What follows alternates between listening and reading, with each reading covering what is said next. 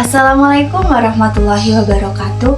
Halo sahabat Teki, jumpa lagi di podcast kita yaitu Podcast Teki. Sebelumnya perkenalkan, nama saya Dinara Istinugroho, pemandu acara pada hari ini.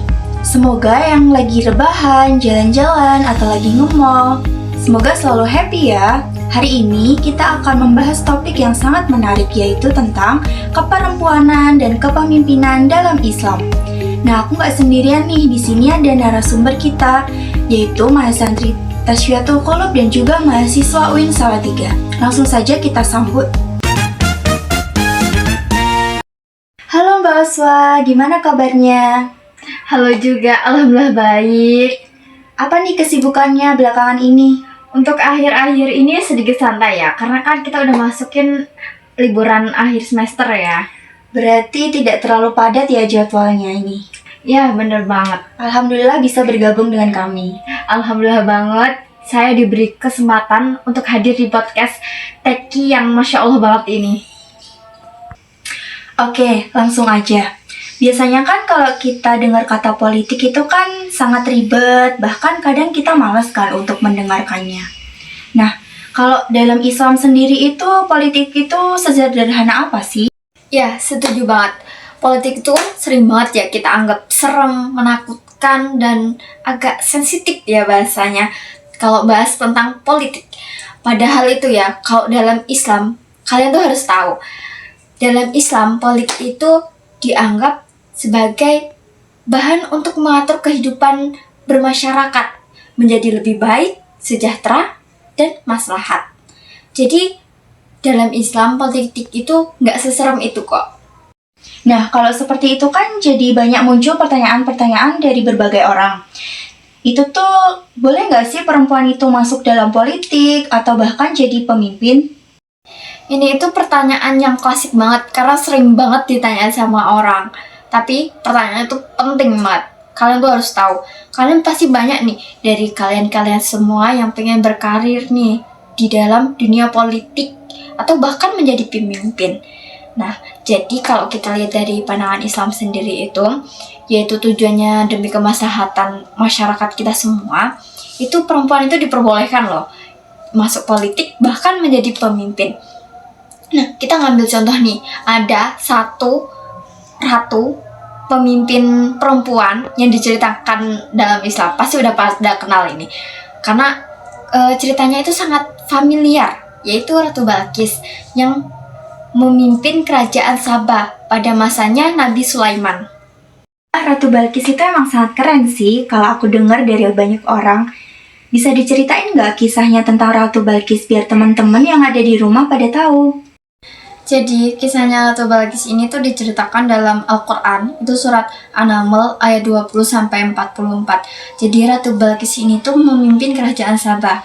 Kerajaan Sabah ini ada pada masanya Nabi Sulaiman. Nah, beliau itu merupakan pemimpin perempuan yang ada pada masanya Nabi Sulaiman. Beliau itu merupakan pemimpin yang sangat cerdas dan sangat bijaksana dalam memimpinnya. Wah, memang keren ya Ratu Balqis ini, apalagi dengan cara dia mengambil keputusan. Ya, bener banget. Bahkan waktu Nabi Sulaiman itu ngasih surat ke Ratu Bilqis itu nggak langsung kayak panik atau bahkan kayak ngerasa paling bener sendiri. Tapi beliau itu mengambil langkah yang Masya Allah banget sebagai seorang pemimpin dari kerajaan besar. Beliau itu mengumpulkan seluruh petinggi-petinggi kerajaan beliau dan melakukan musyawarah.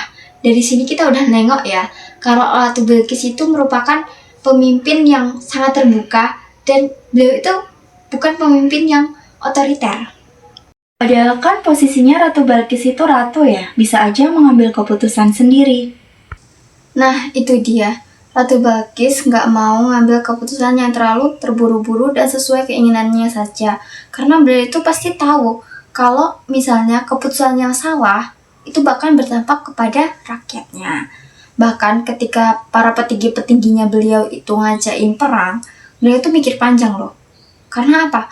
Beliau itu ngomong gini, kalau ada perang, maka yang akan hancur itu negerinya dan keselamatan rakyatnya. Jadi di sini tuh Ratu Balqis fokusnya itu kepada keselamatan rakyatnya. Akhirnya beliau memilih jalan damai ya?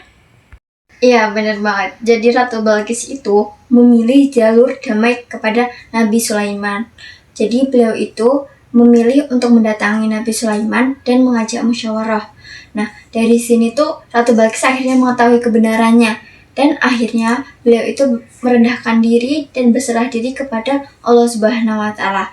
Nah, kalau lihat dari sini ya, kita tahu ya kalau Ratu Balkis itu merupakan pemimpin yang Masya Allah banget. Karena kalau kita lihat sekarang aja ya, pasti nggak banyak nih pemimpin yang mau mengakui kesalahannya. Tapi Ratu Balkis ini tuh berbeda. Ratu Balkis itu mau mengakui kesalahannya dan mendatangi Nabi Sulaiman. Aku setuju banget sih Mbak, apalagi itu kan pemimpin itu bukan cuma yang gengsinya tinggi, tapi yang mau belajar dan mau berusaha lebih baik lagi. Actually. Dan dari Ratu Balkis itu kita tuh belajar tentang kepemimpinan itu bukan soal gender, bukan soal laki-laki, bukan soal perempuan, tapi soal bagaimana seorang pemimpin itu melaksanakan tugasnya dengan bijaksana.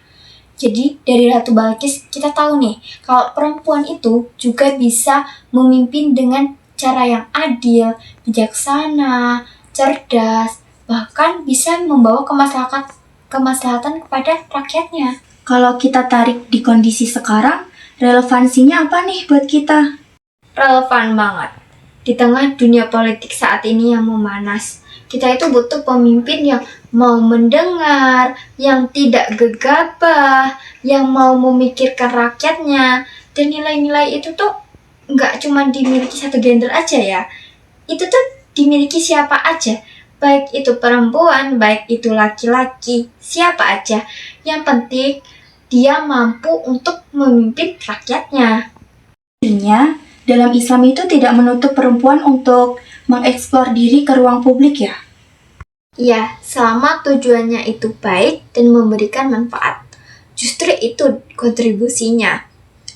Dari Ratu Balkis ini kita tahu ya, kalau perempuan itu memiliki potensi yang sangat besar untuk menjadi pemimpin.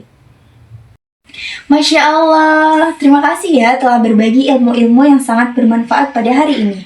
Sama-sama, semoga ilmu yang kita bahas hari ini bisa bermanfaat untuk kita semua. Amin. Oke sahabat Teki, semoga ilmu yang diberikan oleh narasumber kita tadi bisa bermanfaat. Bahwasanya pemimpin ideal itu yang adil, bijaksana, dan bermanfaat bagi rakyat. Siapapun dia, aku pamit undur diri. Wassalamualaikum warahmatullahi wabarakatuh.